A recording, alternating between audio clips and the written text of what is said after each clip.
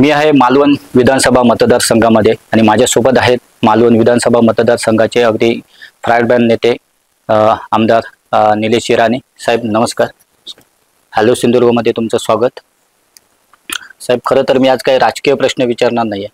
लोकांच्या मनामध्ये जे काही प्रश्न आहेत ते मी तुमच्याशी तुम्हाला विचारणार आहेत. तर सगळ्यात महत्त्वाचं म्हणजे नगरपालिका इलेक्शनच्या या धामधुमीमध्ये थोडंसं जिल्ह्याचं मध्यंतरी वातावरण शांत होतं आणि आता ते अचानक जरा थोडंसं तापलेलं आहे काय. त्यामुळे त्या वातावरणात मला जायचं नाही. फक्त एक महत्त्वाचा विषय असा समोर येतोय की युतीवरून हे कुठेतरी वातावरण तापलेल्याचं दिसतंय आणि त्यामुळे सिंधुदुर्ग जिल्ह्याच्या जनतेमध्ये असा एक प्रश्न आहे की नेमकं जे युतीमध्ये सगळं व्यवस्थित चाललं होतं ते अचानक युती न झाल्यामुळे ते सगळं वातावरण हे तापलेलं. मुळात प्रश्न इथून येतोय की मुळात युती ही पाहिजे होती का? सिंधुदुर्ग जिल्ह्यामध्ये युती ही पाहिजे होती का? आणि या संदर्भात तुम्ही देखील विधानं केलेली, ह्या युती तुटण्यासंदर्भात तुम्ही देखील थेट जे भाजपचे प्रदेशाध्यक्ष आहेत रवींद्र चव्हाण यांच्यावर तुम्ही डायरेक्ट थेट आरोप देखील केला की आम्हाला युती पाहिजे होती पण ती युती होऊ शकली नाही. नेमकं मुळात तुम्हाला युती पाहिजे होती का? 100%. आणि मला काय हवंय हे महत्वाचं नाही, लक्षात घ्या. कार्यकर्त्यांना काय हवंय ते महत्वाचं, कारण का निवडणूक ही त्यांची आहे. एक एक मत जमा करावं लागतं. वॉर्ड कितीचे आहे तो 200-500 वर हे सगळे निवडणूक संपणार आहे प्रत्येक वॉर्डमध्ये. मग कार्यकर्त्यांना काय हवंय की त्यांचं कुठे खाली नुकसान होऊ नये ही माझी इच्छा होती. मी कुठे लढवतो ही निवडणूक, माझा पक्ष लढवत जरी असला. आणि त्याच्या पलीकडे तुम्हाला जाऊन सांगतो, आम्ही सुरुवातीपासून सांगतोय की सन्माननीय राणे साहेब ह्यांचा शब्द अंतिम. आम्ही काय मागितलं? काहीच नाही. जेव्हा मला लक्षात आलं की जिल्ह्याबाहेरून एक मेसेज सातत्याने जिल्ह्यामध्ये येतोय की युती तोडा, आणि पत्रकार परिषदा अशा घ्या चिडून काहीतरी समोरचा माणूस रिॲक्ट होईल आणि ती ऑफरच फेल जाईल म्हणून इकडे 16/4चा जो काही ऑफर, इकडे 16/4ची ऑफर की इकडे शिवसेना 0 आहे वगैरे वगैरे, ते काय डिवचायचा प्रयत्न होता. नंतर त्यांना उमेदवारी मिळाली नाही, तो भाग वेगळा. पण युती एवढी महत्वाची होती की आपण हे सगळं सिंगल हँडेडली आपण जिंकलो असतो. म्हणून मी सातत्याने बोलत होतो युती व्हावी. केसरकर साहेब म्हणत होते युती व्हावी, उदयजी सामंत म्हणत होते युती व्हावी. आम्ही का प्रयत्न करत होतो एवढं? मी स्वतः रवींद्र चव्हाण साहेबांना फोन केला, ते दौऱ्यावर होते, ती गोष्ट वेगळी आहे. आमचं बोलणं होऊ शकलं नाही, भेट होऊ शकली नाही. पण प्रयत्न मी पूर्ण केले. 2 पावलं मागे नाही, मी 4 पावलं मागे गेलो की राणे साहेबांनी सांगू दे की निलेश, मालवणचा जरी नगराध्यक्ष पदाचा उमेदवार भारतीय जनता पक्षाला द्यायचा असेल तरी तू सोडलं पाहिजे. हसत मुखाने मी सोडलं असतं. आमचं प्रेम आहे, आमचे नेते आहेत. राणे साहेब म्हटले असते, आम्हाला फडणवीस साहेब म्हटले असते, 100% त्यांना जसं पाहिजे तसं आम्ही करून दिलं असतं. अडचण आमची अजिबात नव्हती. कुठल्याही माझ्या संघटनेमध्ये एकही पदाधिकारी काय बोलत नव्हता. मी केसरकर साहेबांना विचारलं, साहेब काय हरकत नाही ना, आपण फॉर्म्युला काही जरी राणे साहेबांनी ठरवलं तर आपल्याला मान्य असेल ना? केसरकर साहेब मोठ्या मनाने बोलले, राणे साहेब जे ठरवतील ते आम्हाला मान्य आहे. अजून आम्ही काय करायला पाहिजे होतं? मग आम्हाला ही युती नको होती असं एकही वाक्य आमच्याकडून निघालेलं नाही. उलट आम्हाला हवी आहे अशी तुम्हाला 100 वाक्य मिळतील.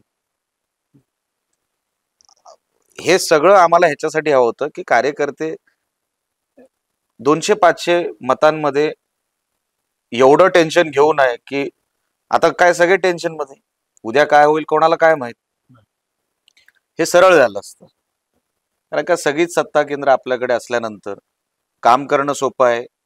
सगळं आता होणार ते व्यवस्थित. बघा, आम्ही आतमधून सगळे एकच आहोत. आम्ही मालवण शहरामध्ये गेल्यावर समोर कोण भारतीय जनता पक्षाचा म्हणजे प्रचार करताना दिसला, आम्ही मिठीच मारतो एक दुसऱ्याला. आम्ही जेवतो, चहा पितो, भजी खातो एकत्र. आमच्यामध्ये काय नाही. पण बाहेरून जे काय मेसेज येतात जिल्ह्याच्या बाहेरून, त्याच्यामुळे ही सगळी गडबड झाली. जी आता ही जी काही गडबड चाललेली आहे, तुम्ही म्हणताय की ती पण इलेक्शन नंतर सुरळीत होईल. पण मुळातच हा जो युती न होण्याचं त्यामागे काय एक मोठा असा गेम आहे का? असं तुम्हाला वाटते का? की काहीतरी बघा, असं लक्षात घ्या, नियोजनबद्ध असा काही गेम? नियोजनबद्ध म्हणजे सन्मान्य राणे साहेबांना प्रक्रियेतून बाजूला ठेवणं. का ठेवता आपण? हं. आम्ही प्रत्येक गोष्टीमध्ये राणे साहेब म्हणतो. आम्ही त्यांचा 35-40 वर्षाचा संघर्ष सांगतो, त्यांचा कार्यकाळ सांगतो. राणे साहेबांना बाजूला ठेवून जिल्ह्याचं राजकारण होऊ शकतं? एवढं सोपं आहे? आमचा तोच सांगायचा प्रयत्न होता. हे कशासाठी आपण करताय? आम्ही इथपर्यंत आलो सांगायला की साहेब जे म्हणतील, तू नको लढू कणकोली, नाही लढणार, इकडे 50-50 नाही 70-30 करा, सगळं आम्ही हे करणार. मग कशासाठी? बिघडलो कुठे? म्हणजे लक्षात यायला पाहिजे की ते राणे साहेब, खासदार साहेब जे आहेत, त्यांची ताकद कुठेतरी कमी करायची. आता समोर कोण आहे तो मला सांगा. हं. बीजेपी मध्ये समोर कोण आहेत? राणेंचीच लोक आहेत. बरोबर. इकडे कोण आहे? राणेंचीच लोक आहेत. तुम्हाला राणे गट तोडायचा होता, तुम्ही निवडणुकीला तोडलात, पण मनाने तोडता येणार नाही.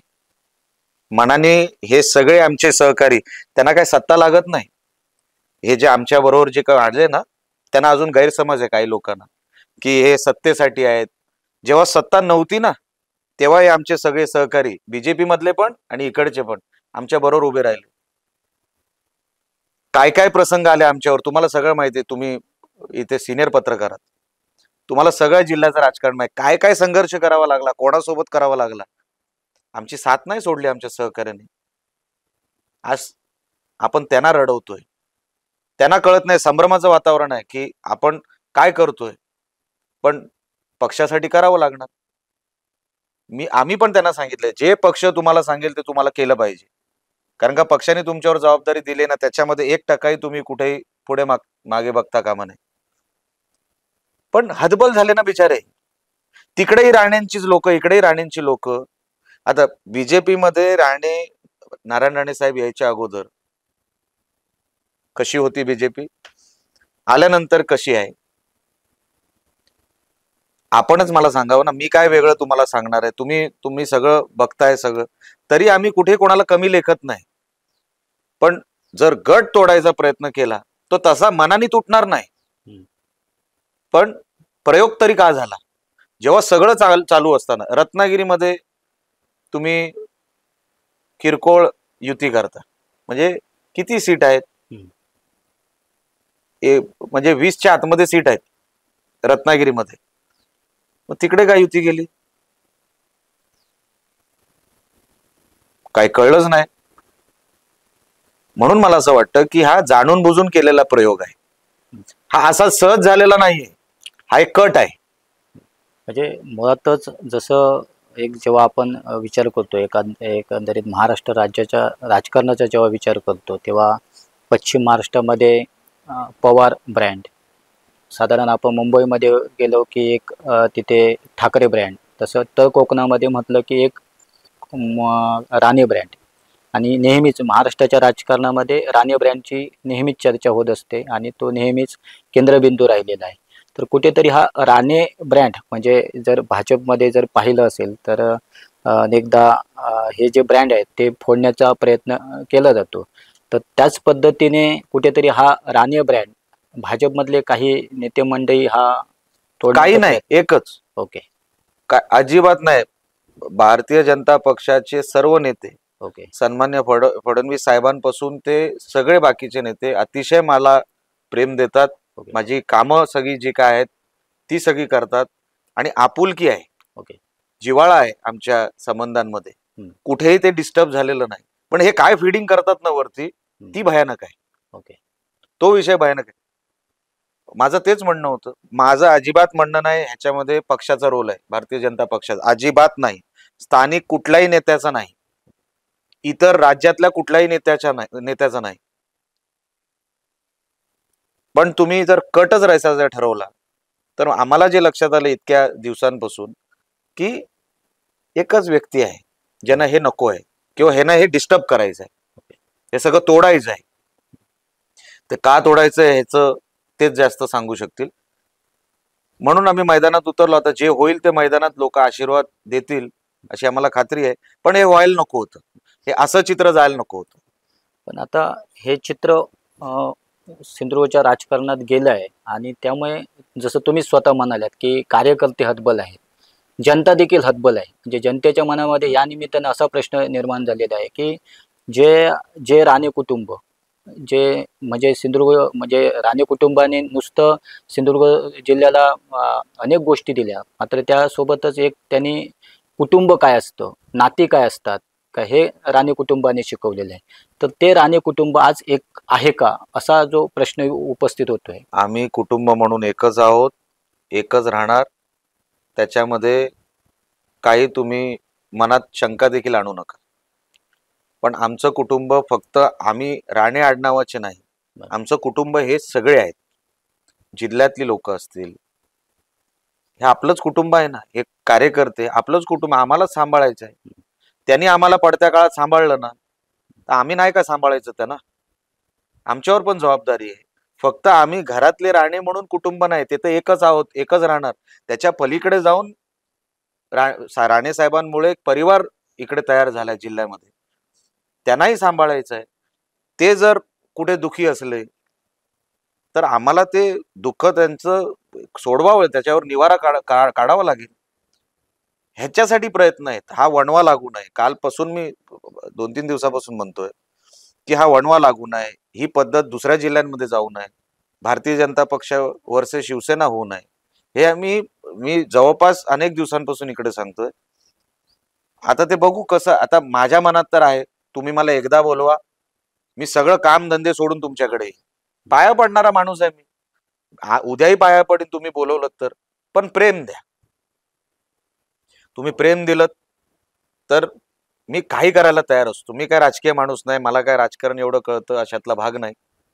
पण मी म्हणजे त्या मताचा माणूस आहे की मला तुम्ही प्रेम दिलं ना, मी काही करीन तुमच्यासाठी. तू माझ्यासाठी कर. मला सन्माननीय रवी चव्हाण साहेबांनी जरी सांगितलं असतं ना, निलेश असं झालं पाहिजे, 100% केलं असतं. का नाही करणार? अच्छा, आमचे शिंदे साहेब नेहमी सांगतात की निलेश, आपण युतीमध्ये आहोत, युतीचा धर्म पाळला गेला पाहिजे. तिथे कुठेही तुझ्यामुळे काय अडचण येता कामा नये. शिंदे साहेब सांगतात आम्हाला, जे त्यांना पाहिजे ना, पहिलं त्यांना काय पाहिजे ते, आणि मग मला सांग, मग आपण आपलं बघू काय करायचं. जेव्हा तिथे ठरवलं गेलं की आपण एक कुटुंब म्हणून राहायचं, मला चव्हाण साहेबांनी बोलवलं असतं, निलेश मला अमुक अमुक पाहिजे. मी निवडून आल्यानंतर पहिल्या 2 दिवसात त्यांना जाऊन भेटलो मुंबईला, कारण का त्यांचंही योगदान होतं मला निवडून आणण्यामध्ये, आणि मोठं योगदान होतं. मी कुठे काय मी नकारू शकत नाही. पण झालंय कसं की मी कार्यकर्त्यांची जर बाजू घेतली नाही, ग्रुप तुटतो, फायदा कुठेतरी विरोधकांना होतो. अच्छा, जे लोक पडत्या काळात सोडून गेले नाही, ते आता सत्ता आल्यानंतर सोडून जातील. अच्छा, त्यांना सत्तेचं काय घेणं देणं आहे? जर पैशानेच ते सगळे चालले असते तर ते आमच्यावर टिकलेच नसते ना इतके वर्ष. हा मी सांगायचा प्रयत्न करतोय की समजून घ्या, हे कार्यकर्ते विकत जाणारे नाहीयेत, हे फुकट जाणारे नाहीयेत. हे या कार्यकर्त्यांनी एकदा प्रेम केलं नाही, जीव देणारे कार्यकर्ते आहेत. तुम्ही त्यांना सांभाळा, आपल्याला सांभाळायचं काम करायचं आहे, एवढं मी सांगायचा प्रयत्न करतोय. आता बघू पुढे जर बदल झाले तर देवाच्या कृपेने चांगलंच होईल. ह्या लढाईकडे असं चित्र रंगवलं जात आहे की राणे वर्सेस राणे हे कितपत योग्य आहे? नाही, पण तसं चित्र नाहीये ना.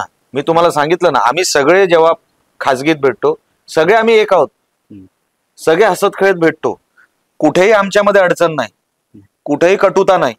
सगळ्यांना कळतंय राजकारण आहे, राजकारण आहे. आता कसं आहे की खरं तर राणे बंधू प्रेम हे संपूर्ण महाराष्ट्राने बघितलं आहे ना. बघा, नितेशची जबाबदारी त्या पक्षामध्ये वेगळी आहे, माझी ह्या पक्षामध्ये वेगळी आहे.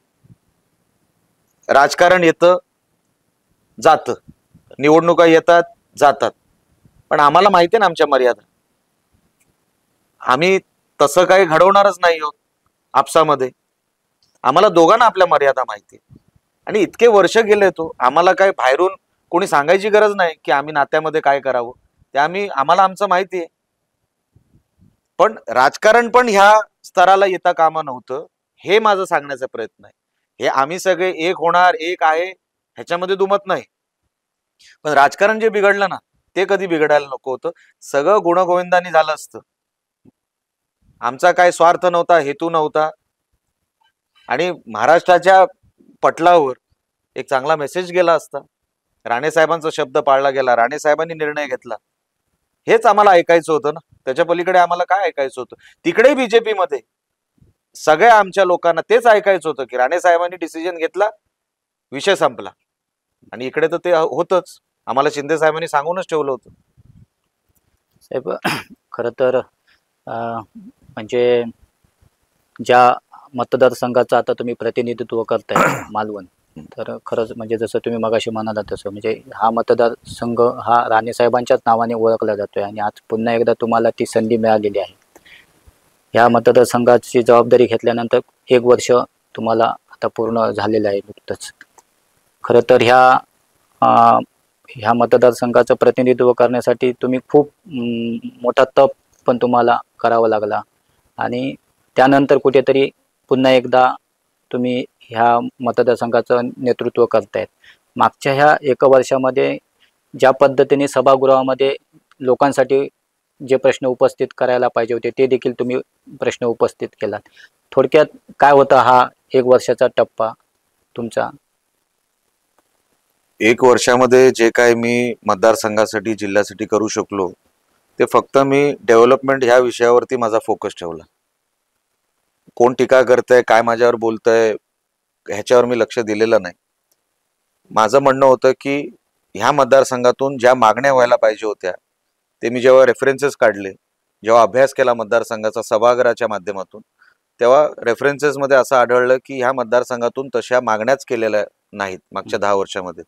म्हणून कुठेतरी आमचा पीडब्ल्यूडीचा आराखडा 200 कोटीच्या आत राहिला, नगरोत्थानचा आराखडा 1.5-2 कोटीचा राहिला, मुख्यमंत्री ग्रामसडक योजनेचा आम्ही 25% खाली कधी म्हणजे 25% वर कधी गेलोच नाही. मी बोललो हे पहिलं दुरुस्त केलं पाहिजे. मतदारसंघाचा विषय काय असतो हे मंत्रालयाला कळलं पाहिजे. मंत्रालयाला कळलं पाहिजे की कुडाळ मालवण पण एक मतदारसंघ आहे 288 पैकी. तुम्ही इकडे दुर्लक्ष करून चालणार नाही. अच्छा, त्यांची काही चूक नसते, त्यांना तसा प्रतिनिधी लागतो सांगणारा की हे बघा हे असं झालं पाहिजे. आणि माझेच हात जर बरबटलेले असतील तर मी त्यांना ते सांगूच शकत नाही. आपण हात स्वच्छ ठेवून त्यांना सांगितलं की ते बरोबर करतात त्यांना जे करायचंय ते. म्हणून अनेक विषयांमध्ये विद्युत असेल, नळपाणी योजना असतील, मोठ्या मी म्हणजे असं गावातलं नाही म्हणत आहे, दुरुस्ती असेल, बॅकलॉग असेल, तुमचे नगरोत्थानचे पैसे असतील, जे अगोदर 1.5-2 कोटी याचे आता कुठेतरी 4-5 कोटीच्या वर जायला लागले. ते माझी इच्छा आहे की ते 20 कोटीपर्यंत जावं. कारण मी अनेक वेळेला पंढरपूरचं उदाहरण देतो, इथे तिकडे नगरपंचायतीचं उदाहरण देतो की त्या नगरपंचायती जर 70-75 करोड रुपये घेऊ शकतात, तर आपल्या कोकणातल्या नगरपंचायती, नगरपरिषदा का घेऊ शकत नाही? हा माझा प्रयत्न असतो. विद्युत यंत्रणा पण जे काही अतिवृष्टीमुळे, परतीच्या पावसामुळे आपण कधी कधी इथे विद्युत यंत्रणा पूर्ण खंडित होते. 5-5 दिवस मालवणमध्ये पावसामुळे लाईट नव्हती. तर आता आम्ही हे सगळी अंडरग्राऊंड केबलिंग वगैरे हे सगळं आम्ही आता 350 कोटीचं काम हाती घेतलं. नवीन सबस्टेशन आपल्या मतदारसंघात यावे. आमच्या मतदारसंघात फक्त 4च सबस्टेशन, मागणी पण नव्हती. आजूबाजूच्या मतदारसंघांमध्ये 12-12, 13-13 सबस्टेशन सगळं जोडून ठेवलेलं आहे. ट्रान्सफॉर्मर, स्टेबिलायझर सकट आलेले आहेत, पण आमच्याकडे तशी मागणीच नाही. म्हणून आता आम्ही 42 ट्रान्सफॉर्मर आता आम्ही सँक्शन करून घेतले विथ स्टेबिलायझर. म्हणजे जिथे आपण कमी दाबाची इलेक्ट्रिसिटी म्हणतो तिथे, आणि त्याच्यामुळे पण कधी कधी शॉर्ट सर्किट होतं इलेक्ट्रिसिटी फ्लक्च्युएशनमुळे. ते फ्लक्च्युएशन न व्हावं म्हणून स्टेबिलायझर. हे सगळे बारकाईने त्या त्या तज्ञांशी बोलून आता मुख्यमंत्री ग्रामसडक योजना कार्यक्रम 1, कार्यक्रम 2 मागणीच झालेला नाही. जेव्हा की 100 कोटीच्या वर पैसे येऊ शकतात आपल्या एका मतदारसंघासाठी दरवर्षी. तो प्रोग्रामच तसा आहे, मोठा प्रोग्राम आहे, R&Dचा प्रोग्राम आहे. टप्पा 1 असेल, टप्पा 2 असेल, मग खासदार साहेबांशी बोलून पंतप्रधान ग्रामसडक योजनेमध्ये मोठ्या गावांना MDRच्या वरचे रस्ते, हे सगळे MDR आणि हे सगळे कनेक्टेड रस्ते. तज्ज्ञांबरोबर बसून, काही मोठ्या ऑफिसरांबरोबर बसून, काही सचिवांबरोबर बसून आम्ही एक प्लॅन तयार केला की जिल्ह्याला कुठे कुठे रिंग रोडची गरज आहे. आता आपण मालवणमध्ये बसलेलो आहे. मालवणचं ट्रॅफिक कंजेशन एवढं आहे की तुम्ही शनिवार रविवार इकडे एका तासामध्ये तुम्ही खाली मालवणात येऊ शकत नाही. तर आम्ही 2 रिंग रोड काढले. एक कोळमच्या त्या पुलाच्या त्या पलीकडे काढला, एक डायरेक्ट देवबागला इकडे काढला. म्हणजे इकडचा मधला रस्ता मालवण कसालचा त्याचं डिकंजेशन व्हावं. घन कचऱ्याचा प्रकल्प, स्वच्छ मालवण, एकही कण कचऱ्याचा मालवणमध्ये दिसता कामा नये. 2 कोटी घन कचऱ्याला आम्ही आणलेत. बाकीचे 9 कोटी ऑलरेडी पाईपलाईन मध्ये आहेत. त्याच्यावर प्रोसेसिंग होणार, म्हणजे ना दुर्गंधी येणार, ना एकही कण तुम्हाला कचरा बाहेर दिसणार. घरापर्यंत येऊन ओला कचरा आणि सुका कचऱ्याचं वर्गीकरण होणार आणि तुमच्याकडून कचरा ते घेऊन जाणार. म्हणजे कुठेही कचरा, प्लास्टिक बॉटल असतील, ते लेसचे वगैरे खाऊन टाकलेले असतात, सगळ्यामध्ये प्रोसेसिंग. गाड्या नवीन आणणार त्या सगळ्यासाठी. उद्या डेव्हलपमेंट, माझं विजन डॉक्युमेंट या शहराबद्दल जे काय आहे ते मी उद्या संध्याकाळी 5 वाजता मामा वरेरकर हॉलमध्ये करतोय. मामा वरेरकर हॉलसाठी 13 कोटी रुपये आम्ही मागितले. तिथे एक सुसज्ज ऑडिटोरियम व्हावं, साऊंड सिस्टम तशी यावी, अकुस्टिक तसे यावे, स्टेज सिस्टम तशी यावी, बॅकड्रॉप तसा असावा, हाईट तेवढी असावी. हे सगळे तज्ज्ञांकडून बसून आम्ही प्लॅन बनवले. कुडाळसाठी आम्ही, मच्छिंद्र कांबळी सभागृहासाठी आम्ही 11.5 कोटी रुपये आणले. माझा 1 वर्षामध्ये फोकस एवढाच राहिला की मी रिझल्ट दिला पाहिजे. कुठल्या याच्यामध्ये मी अडकायला नको. कोण माझ्याबद्दल काय स्टेटमेंट देते, माझ्याबद्दल बोला चालेल, माझी काय हरकत नाही, पण डेव्हलपमेंटच्या आड येऊ नका. डेव्हलपमेंट झालं पाहिजे. कारण का 10-10 वर्ष आपण काहीच मागितलं. घाट रस्ते अजून झाले नाहीत. इथून जर आपल्याला घोडगे सोनवडे घाट रस्त्याने आपल्याला जायचं असेल तर तो घाट रस्ता डीपीआर मध्येच अडकलाय. आता आम्ही 15-20 दिवसामध्ये त्याची फायनल वर्क ऑर्डर होईल इथपर्यंत आम्ही आणलेला आहे. अंजिवडे घाट रस्ता डीपीआर मध्ये अडकलेला आहे. तो आता डीपीआर बनवून एक फायनल डीपीआर सँक्शन करून कोल्हापूर अर्ध्या तासात माणूस पोहोचू शकतो. काही तज्ञ, हे मला वाटतंय म्हणून मी तुम्हाला सांगत नाही, काही तज्ञांना घेऊन रॉक गार्डन उद्या डेव्हलप करायचं झालं तर कसं नवीन रॉक गार्डन दिसावं, लाइटिंग सिस्टम कशी असावी. आपल्याकडे आपला किल्ला आहे, सिंधुदुर्ग किल्ला आहे, तर त्याला लाइटिंग बाहेरून कशी असावी, शिवसृष्टी कशी असावी. जे बाबासाहेब पुरंदरेंनी, स्वर्गीय बाबासाहेब पुरंदरेंनी पुण्यात बांधलेली आहे, त्याच धर्तीवर आपण शिवसृष्टी इकडे आणायची आहे. हे सगळं विजन घेऊन मी 1 वर्षामध्ये की चांगलं काहीतरी करावं. मी कुठे सांगतोय की मला नारायण राणे व्हायचंय की मला 25 वर्ष तुम्ही निवडून द्या, अजिबात नाही. जर मी 5 वर्षात काम करून गेलो नाही तर माझ्याकडे बघूही नका. माझं फिक्स आहे की मी महाराष्ट्रात कुठे जायचं, मी नाही बाबा, आपल्याला मतदारसंघातच राहायचंय. मतदारसंघात जी मी सेवा करीन ना, मला ह्या लोकांनी निवडून दिलंय तर मी सेवा इकडेच करणार. खरं तर म्हणजे ज्या दिवशी तुम्ही विधान भवनामध्ये पहिली जेव्हा एंट्री केलात आणि त्यानंतरचे निलेश राणे आणि आताचे निलेश राणे, ओके, ह्याच्यामध्ये अनेकांनी म्हणजे राजकीय क्षेत्रामध्ये पण अनेक जण अगदी उघडपणे बोलतात. त्यांना, काही जणांना तुमची शैली आवडते, काही जणांना जे आता तुम्ही तुमच्या शैलीमध्ये बदल केलाय ते भावते. तर म्हणजे मुळात आम्ही देखील तुमची शैली पाहिलेली आहे. तर आणि खरं तर महाराष्ट्राच्या राजकारणामध्ये राणे शैलीचं अनेक जण फॅन आहेत, ओके, पण अचानक मध्येच तुम्ही शांत होतात आणि आता पुन्हा एकदा आक्रमक झालेले आहात. जी राणेंची आक्रमक शैली अनेकांना भावते, ते पुन्हा जे तुम्ही शांत होतात आणि पुन्हा अचानक आक्रमक झालात, हा जो काय बदल झाला त्याचं नाही, आक्रमक असा विषय नसतो. माझं कुठेही कोणावर आक्षेप नाही किंवा माझं कोणावर काही उलटी समज नाही किंवा काही वेगळी समज नाहीये माझी, पण एक मूळ स्वभाव असतो, तुम्ही अन्याय करू नका. तुम्ही जर अंगावरच यायचं ठरवलं असेल तर मला रिस्पॉन्स द्यायच्या पलीकडे माझ्याकडे काय राहतं? आज माझ्याकडे काय आहे मला सांगा तरी. एग्रेशन हा विषय नसतो. आणि मी कुठे कोणाबद्दल काय बोललोय मला सांगा. जे विषय माझ्या समोर आले तेवढे मी मांडले आणि तेही बोलायचं नाही. मग आपण राजकारणात कशासाठी आहोत? निवडणुका कशासाठी आहेत? मी माझ्या लोकांसाठी भांडलं तर पाहिजे, नाही तर ते सांगतील की हा काहीच कामाचा नाही.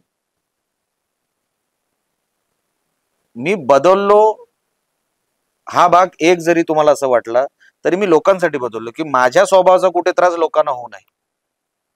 मला काय मिळवायचं होतं त्याच्यातून? अच्छा, मी एवढे खराब दिवस बघितले मागच्या 10 वर्षामध्ये, एवढे अपमान सहन केले, एवढा संघर्ष बघितला, नको नको ते दिवस बघितले. मला काय मिळवायचं होतं? की राणेसाहेब जिथे त्यांचा जिथे पराभव झाला तिथे एक राणेच जिंकला पाहिजे, हा माझा विषय होता. मी अनेक बदल केले ना माझ्यामध्ये, 100%, आणि अजूनही करणार, लोकांसाठी करणार. मला ह्याच्यातून काय मिळवायचं आहे अजिबात नाही. हे सगळं मी स्वच्छ हाताचं तुम्हाला जे सांगतोय ते याच्यासाठी सांगतोय की मला जिल्ह्यातून 1 रुपयाचंही प्रॉफिट नको. जे आहे ते स्वतःच आहे, ते पण मला इकडे देऊन जायचंय. माझा स्वार्थ नाही याच्यामध्ये. पण तुम्ही एकदमच जर माझ्या समोर आलात आणि मला सगळ्या गोष्टींपासून जर थांबवलं गेलं तर मला रिॲक्ट होण्याच्या पलीकडे काही चॉईस नसतो. मी शांत आहे माझ्या लोकांसाठी, की माझ्या मतदारसंघामध्ये डिस्टर्बन्स नको. पण निवडणुका आल्यानंतर जाणून बुजून काही गोष्टी समोर येतात हो.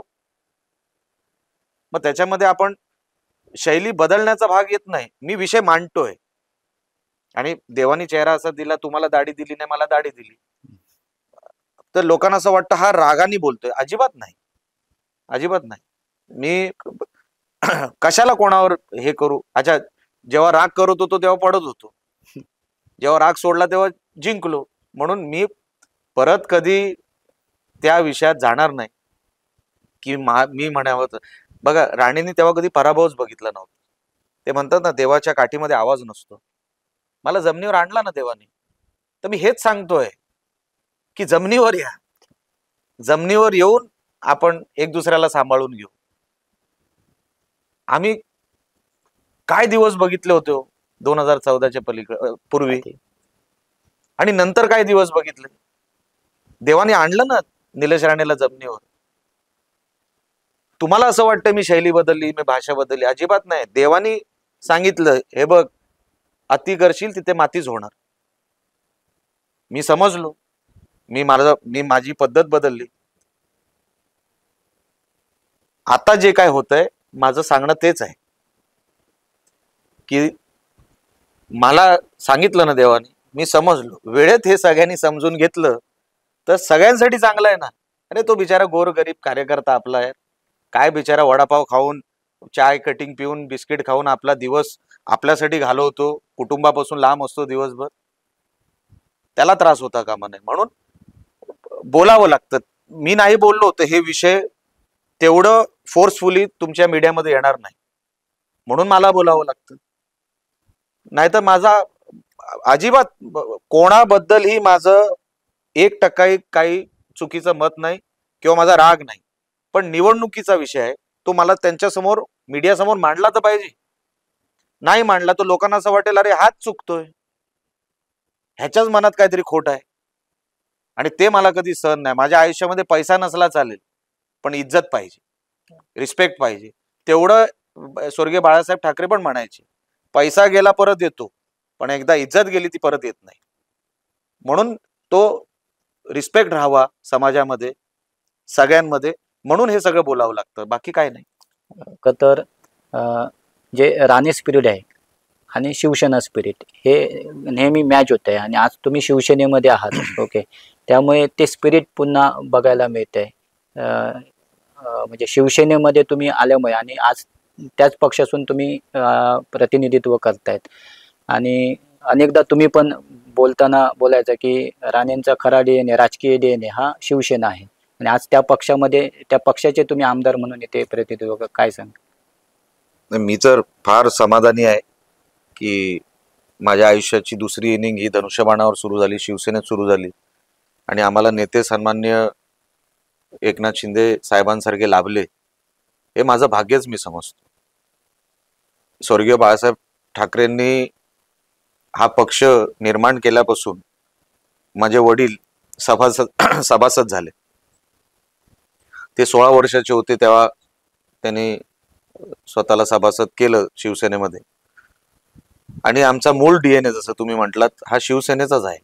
आमची भाषा, आमचं रिॲक्शन, एक शिवसैनिक जसा करतो ते आजपर्यंत कुठल्याही बाजूला आम्ही राहिलो तरी शिवसैनिकांसारखेच वागलो आणि शिवसैनिकांसारखेच वागणार.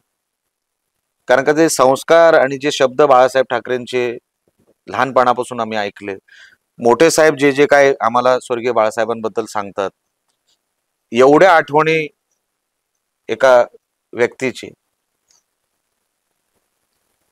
ती व्यक्ती म्हणजे काही वेगळीच व्यक्ती होती. स्वर्गीय बाळासाहेब ठाकरे ते महामानवच होते, ग्रेटच होते. त्यांची जागा कोण घेऊच शकत नाही.